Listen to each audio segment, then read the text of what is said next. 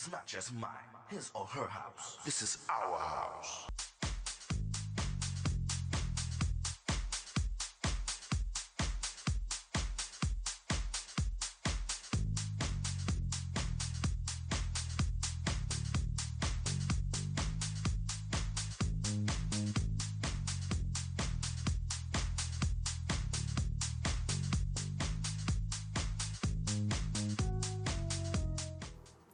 Hello, everyone. My name is Tyrone Lowe. This is my show, The Legends. I want to thank everybody all over the world that actually subscribes and show me love for my show.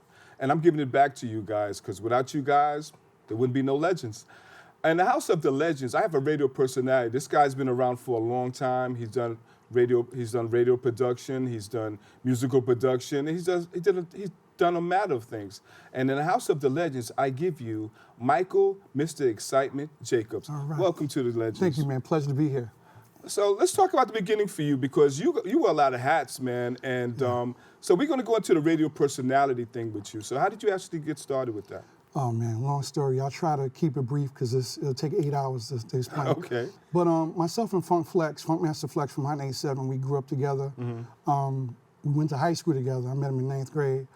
And but our friendship really sparked. I used to work at the roller rink, the skate key in the Bronx. Right, okay. Major, big time roller rink back in the days. And he used to skate in there. So we kind of became friends. And eventually he was DJing in 9th grade and I was DJing too. Okay. But I kind of like gave it up because I was just trying to do other things in life. But it was him, because we knew Chuck Chillot from the area. We all grew up in the same neighborhood. Chuck grew up like 4 blocks away from me. Okay. Flex was like 6 blocks away from me. So All we was right. all around the same people. So as Flex started, kind of like moving on and progressing in his career, Chuck gave him the first opportunity. So Flex used to be with a group called Deuces is Wild. They had a record deal on Warlock Records. Okay.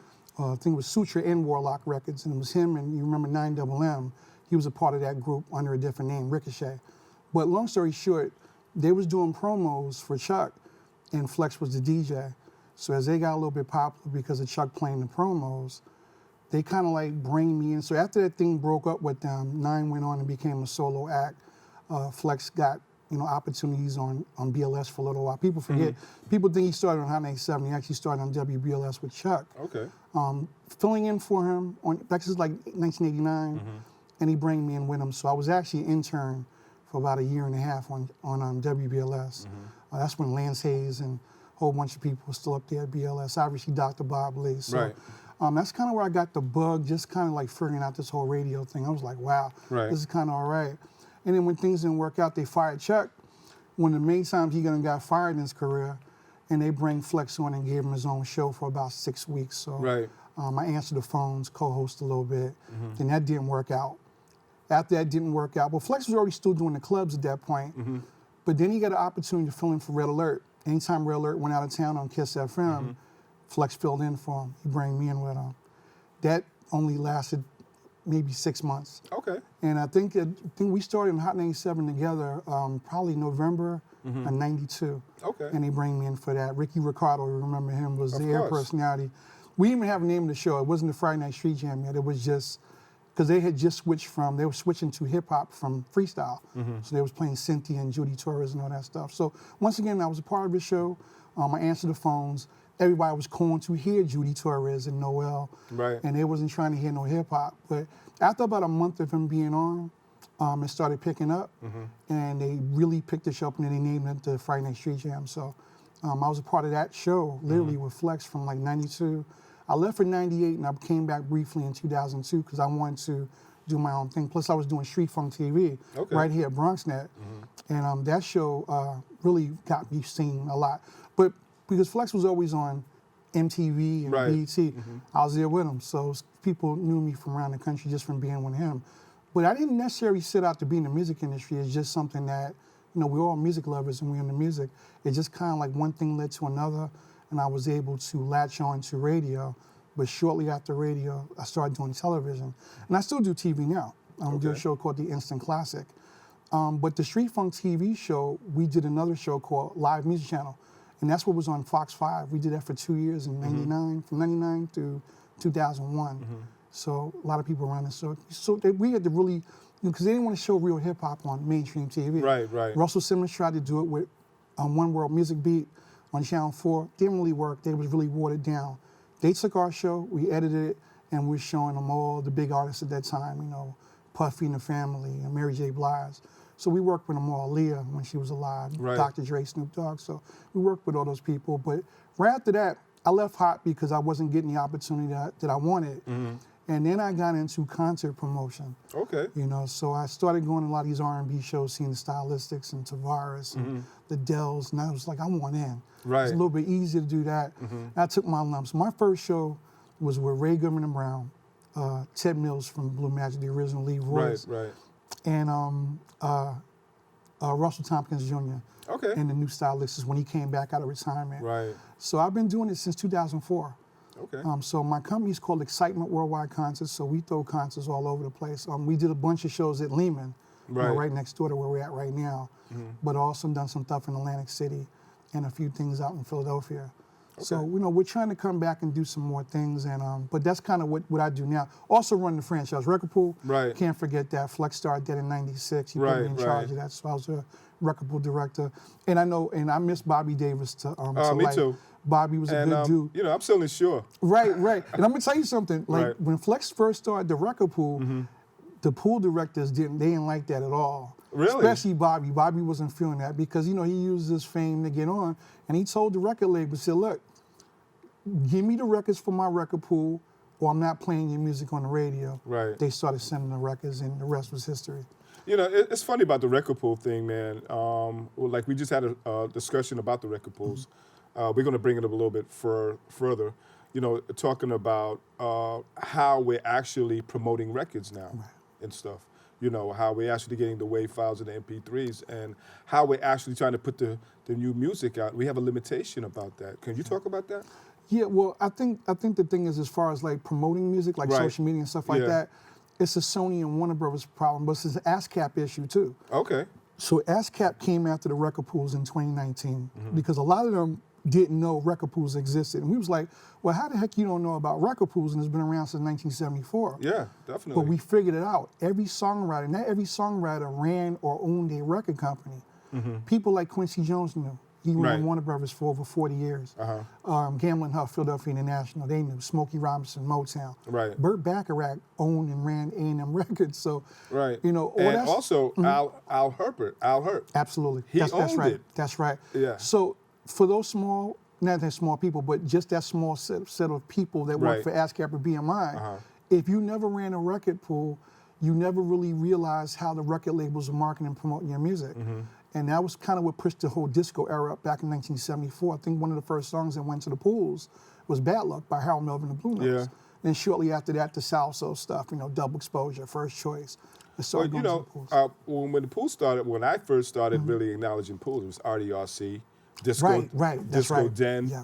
back in the days. And only thing I had with that was that when I was in RDRC, we wasn't getting the same product like everybody else was.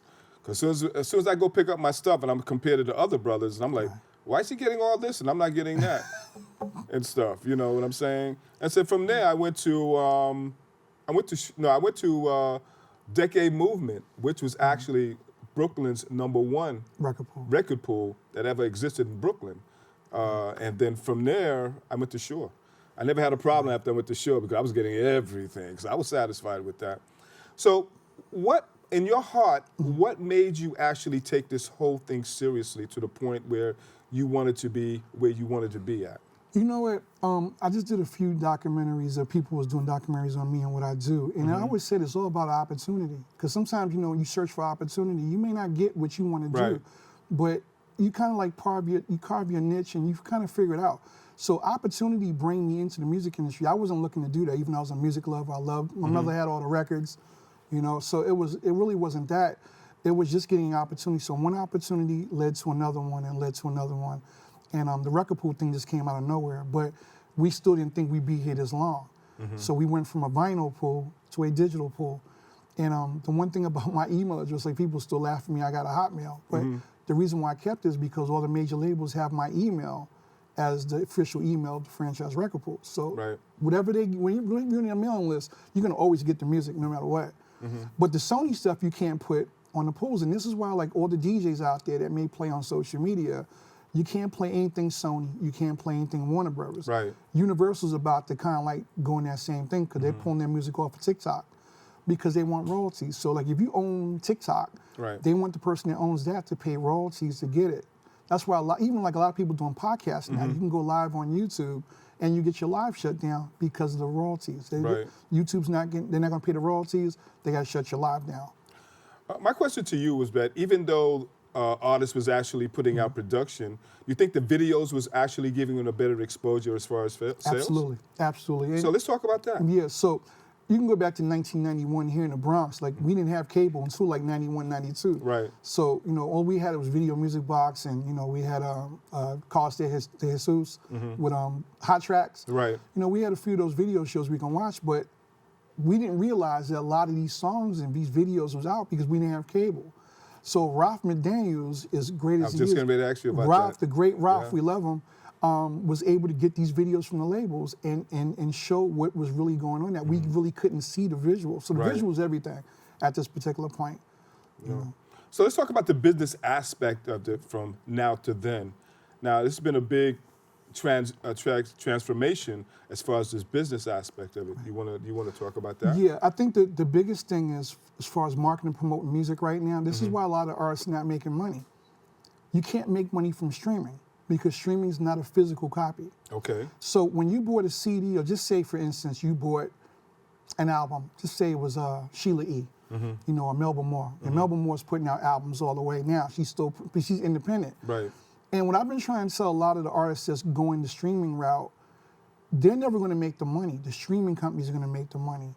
So unless people go back and buy physical copies, the artists can't make money. Like Snoop was just talking about this recently, I think last summer on social media. Okay. He's saying, they telling me I got billions of streams. Well, how come I don't have billions of dollars? Who's making the money?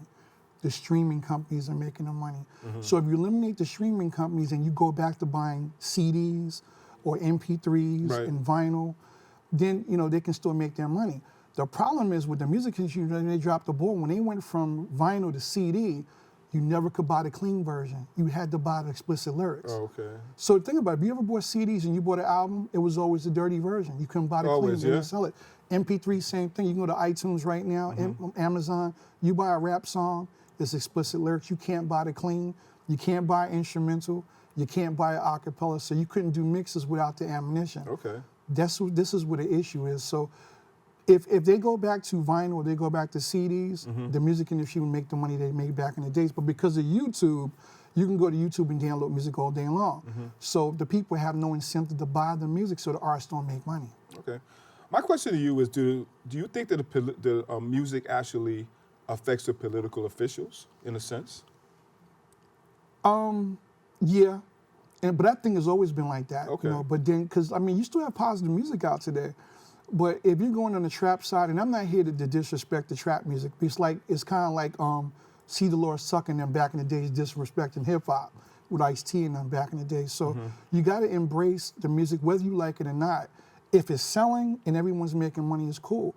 But I think the people that's suffering are not so much the record companies, it's the artists, because they're really making money from doing concerts and performing. They're not making money from sales because you're streaming the music. So you can have 900 million streams, Right. and out of 900 million streams, maybe get $3,100. How are Okay. you making a living recording music if you're going to people on the streaming platforms? If you stay independent, you can still sell the physical copy and make that money. So if you sell 3 million albums, you know, you're making millions of dollars. So that's like the only way to do it. Streaming is not the way, but this is what they're forcing down everybody's throat.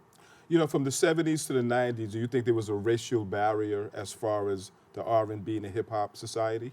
Yeah, let's put it this, it was, but you know, like, I think if you was a big artist back then, you was on TV, you was on Soul Train, you was on American Bandstand, you was on the Midnight Special. If you made it to that level, you was on TV all the time. Right. It didn't matter if you was white or black.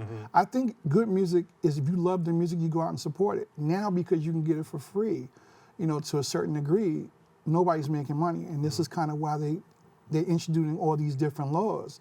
And like I mentioned before earlier off camera, I said, if you live on the West Coast, a lot of the DJs that play at public venues, you need a DJ license now. It's like having a driver's license. If you get caught without a DJ license in certain places down south, They can sue you up to like 25 Really? bucks. They can't even hire you without a license. Is that corresponding with the FCC as well? Yeah, ASCAP, BMI, Okay. all of them. So what it is they're trying to make money in ways they never made money before. Like, how the heck you don't know 50 years record pools have been around? Right. How is that? I'm sure they do. Well, you know what it is? I think they didn't care either because everybody bought music back then Right. in the 80s and the Yeah. 70s and the 90s. When people stopped buying music, that's where it was a major issue. So you start realizing, well, how are people doing remixes and we don't sell instruments Right. and acapellas? Not realizing record pools give you that. That's what it was like, what the hell's a record pool? Right. 50 years later. I think what it was, technology has a lot to do with it. You know, as we upscale from vinyl to CDs, MP3 files, WAV files. We didn't have none of that back in the days and stuff like that. So as far as trying to put it out there, you know, it was a whole different concept, you know. So now we're talking about the monetary thing of it, which is a whole different game right now, you know. But if you had it in your power to actually turn the whole thing around into a monetary cipher, how would you actually go about it? I can, you know what? I'll try to answer that question the best I can because I'm not in that situation. I'm not an artist. Okay. But I think, be honest with you, I think it's going back to the physical, because when you buy something, you want to kind of keep it forever. So let's say you're paying for a streaming service, right? You download all this music, but as soon as you cancel your membership, that music disappears because it was never physical. So why buy it? Right. Why support it? Now you can pay for Apple Music all day long and listen to all those songs. You can turn the radio on. You can go to YouTube and listen to songs, your own personal collection. So when you're streaming music, it doesn't really benefit the artists. It benefits the record companies and the streaming companies. So I'm all about the artists. You know, like our favorite artists that like our good friend James D. Train Wayans. You know, when you go buy his music, you want to buy his music. You don't Right. want to just stream it, because you can stream it, but James is not making really money for that. Right. Not a lot anyway. You Well, may make a little bit. James is making a lot of money doing concerts and live. Oh, yeah, you right, know. right. But when he first came out on Prelude, it was like everybody was buying it. You know, vinyl was the thing back in the days. I mean, It's everybody. kind of making a comeback a little bit. Yeah, a little bit. I mean, everybody was into like Jimmy Music World and different other record, you know, stores and stuff like that. And I Rock mean, and I've soul. heard of people that spend up their rent money just to buy vinyl. Oh, yeah. And that's when they was actually making money. But like I said, technology has a lot to do with the concept of how things are really going right now. But we're going to take a short break, and we'll be right back. And stay tuned.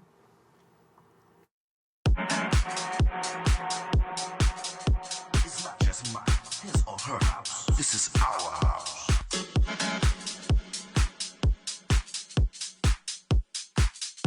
We got some fun people in the house tonight.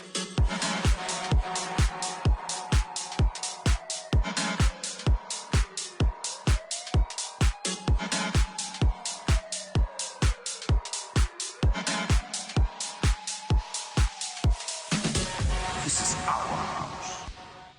It's not just mine, his or her house. This is our house. My assignment, my calling is to inspire, uplift. You have to make sure your people are partying.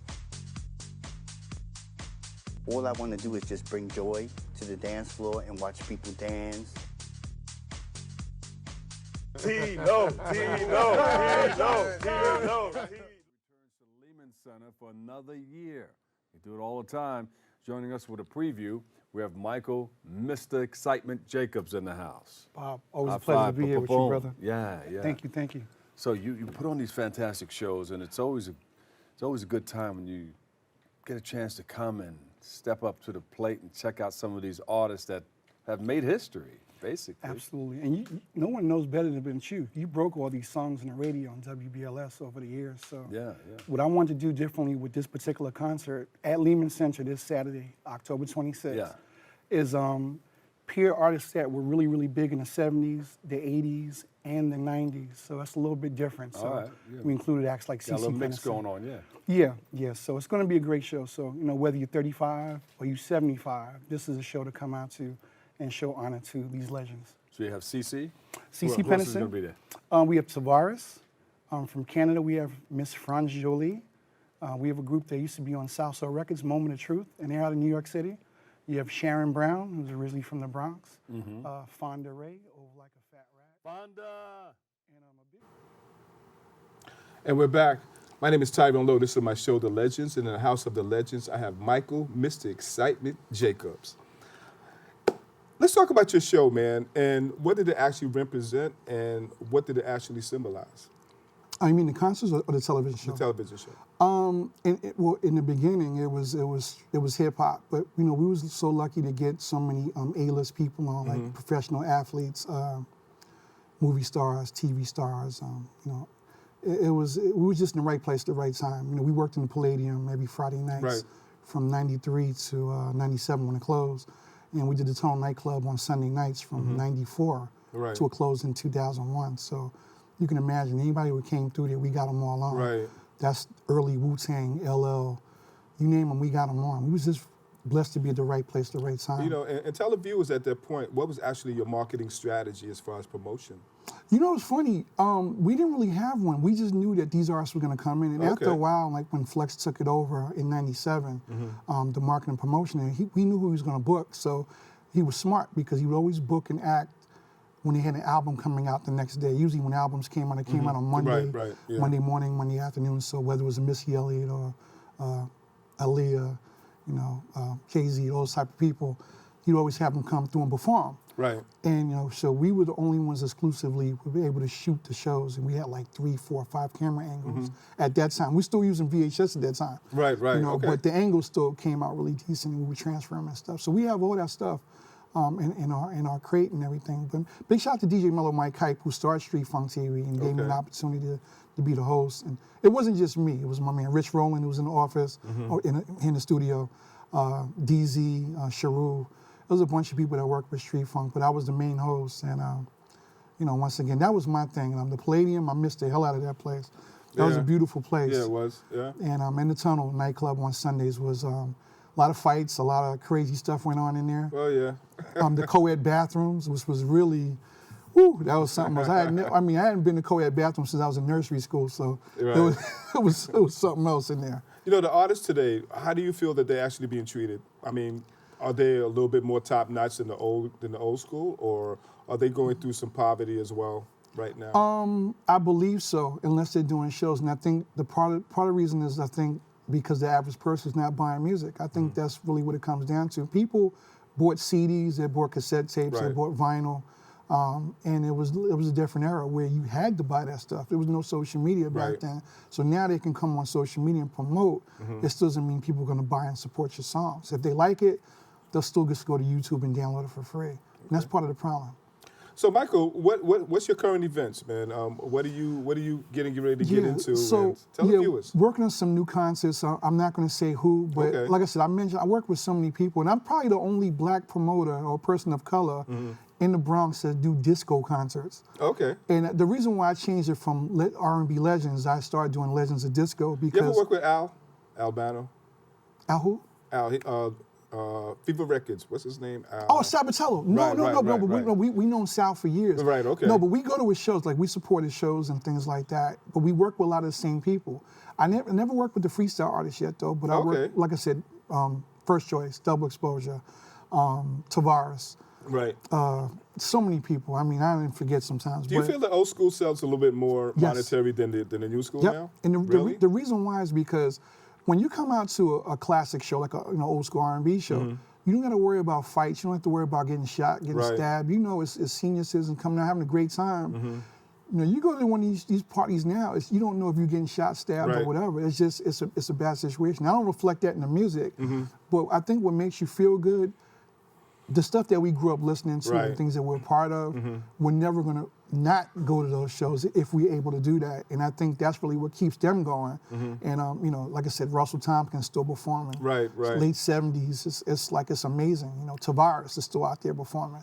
Big shout out to all the brothers from Tavares. It's funny that you was talking about the promoters. I just happened to be talking to Elmo, the Magic Christian, about 2 weeks ago. And we was talking about, I'm not going to leak it, but I got something for you guys coming up with the old promoters, man. And when you see these guys now compared to where they were before, they got a lot of history, man. Elmo, you still owe me some money, man. I ain't going to forget. You know what I'm saying?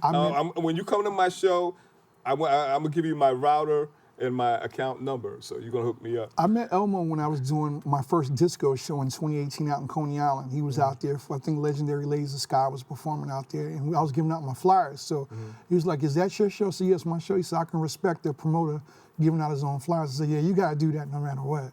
But he's a really good person. I haven't spoken to him in a while, but I think I'll give him a call when we leave out the studio. You remember the Best of Friends? No, was that a promotion company? They were like Bentleys. Those Nah. guys back in the days. Is this way before your time? Or? Yeah, well, not way before it, but I didn't get into concert promotion in 2003. But I would go to these shows, and I was just, But like I said, I know Kevin Whitley, Sugar Daddy Of Whitley course. from I Bentley's. speak to Kevin all the time. You got the Inkwell. Yeah, you just had Miss Chalet there last night. Right, exactly.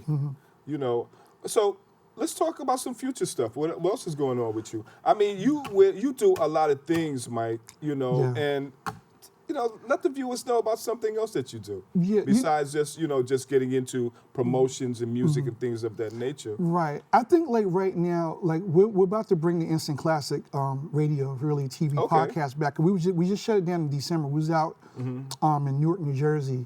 I'm not going to give them promotion, but Zay, who's Big Bang Hank's son, from Sugar Hill Gang. Right. He has his own studio out there. It's a beautiful studio, but they're using webcams. So really? Yeah, the webcams is almost like it's like a police surveillance camera. Like you grilling somebody, and police guy, "Hey, did you kill that person?" It wasn't working for us. So we're bringing up people like Gerald Austin from the Manhattans. We're bringing up Cliff Perkins and Soul Generation. Digging deep, yeah. Yeah, we had Cynthia Horner from Right On Magazine. Okay. It looked horrible.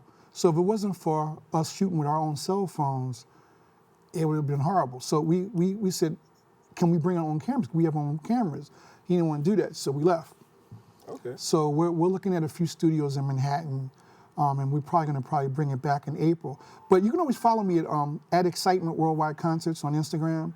I'm on Facebook under Michael Mr. Excitement Jacob, so you can keep tuning to what I'm doing. But we do get a concert in the works probably sometime late this year, but I don't want to leak it out. But we're, if it's not late this year, it's early next year. Okay. Mike, tell the viewers how they can actually get in contact with you. Oh, yeah, absolutely. Once again, at Excitement Worldwide Concerts, my email address is excitement65 at hotmail.com. I'm still rocking Hotmail. I never went away from that. Okay. And they can hit me there on Facebook, Michael Mr. Excitement Jacobs, and I'll reply back, man. If it's business is all love. And any shout outs to anyone that wants to say Yeah, like I said, Dawn Michelle Promotions, the Street Funk TV people, Mellow Mike Hype, Rich Rowland and his lovely girl Pam, just our whole crew, Sino the DJ. Right. And obviously my partners Peter and Darren from Franchise Record Pool, which we're now FRP.live, and we carry all the music, hip hop, R&B, Afrobeat, and piano, house, anything you need, we got it. You want to try us? You can go to FRP.live and sign up. Well, it's been a pleasure and My an pleasure. honor, man. Thank you so have much. you on my show, man. And don't be a stranger. Come back to the Legends. I'll be back next week. You know what And this has been another T-Love video production. And you guys follow Mike and give him some support, whatever he's brewing out there. And you guys stay tuned for another episode. Thank you. It's not just mine, his or her house. This is our house.